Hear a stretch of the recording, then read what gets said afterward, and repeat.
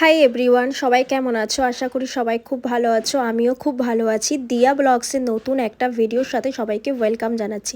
প্রথমেই তোমরা দেখে নিলে আমার হাতে কলগেট লাগানো, কারণ আমি ভাত মার দিতে গিয়ে আমার হাতে ছ্যাঁকা খেয়েছিলাম। সেই দিন আবার বিকালবেলা আমি একটু বেরিয়েছিলাম মোমো আর ফুচকা খেতে।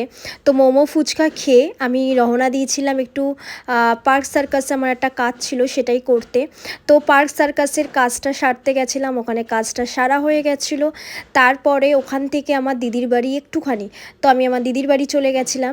আর এই দেখো আমার দিদির বাড়িতে আমি প্রায় বলতে বলতে চলেও এসেছি। আর এইটা আমার দিদি জামা কাপড় গোছাচ্ছে। তোমরা তো আমার দিদিকে সবাই চেনোই।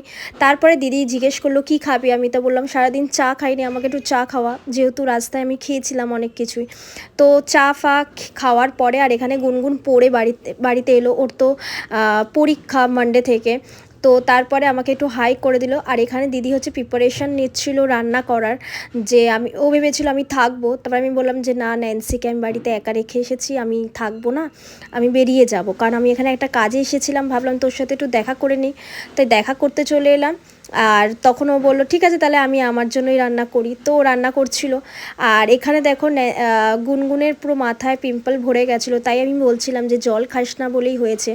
আর শীতে তো প্রচুর জল খেতে হবে, সবাই একটু জল টল খেও। তারপরে দেখো বলতে বলতে দিদি রান্না স্টার্ট করে দিয়েছিল।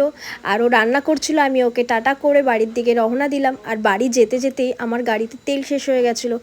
আমি খাবো আর আমার গাড়ি খাবে না, হতে পারে? তো রাস্তা দিয়ে গাড়িকে খাইয়ে আমি আমার বেরিয়ে গেছিলাম বাড়ির জন্য। তো বাড়িতে এসেই দেখো আমার একটা পুচকু সোনার সাথে দেখা হয়ে গেছিলো।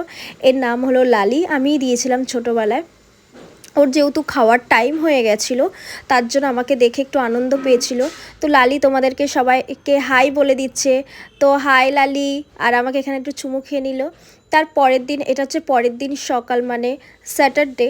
তো ন্যান্সি হলো টমেটো, আমি রান্না করছিলাম, রান্নাঘর থেকে টমেটো এনে মুখের মধ্যে পুড়ে দিয়েছিল আর হাসছিল। আমি ওকে বকছিলাম বলে আমাকে এরমভাবে দেখাচ্ছিল, দেখো বলছি তুমি এরমভাবে মারবে আমাকে, কি কিউট না বলো?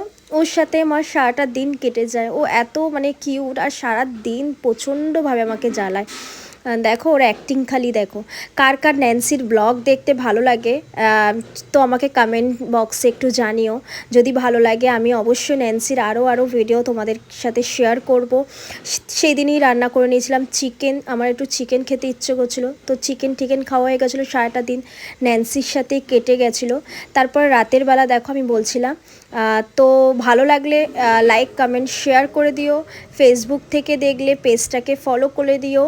আর তোমাদের কেমন লাগছে আমার ব্লগগুলো সেটা কমেন্টে অবশ্যই জানিও। Bye bye.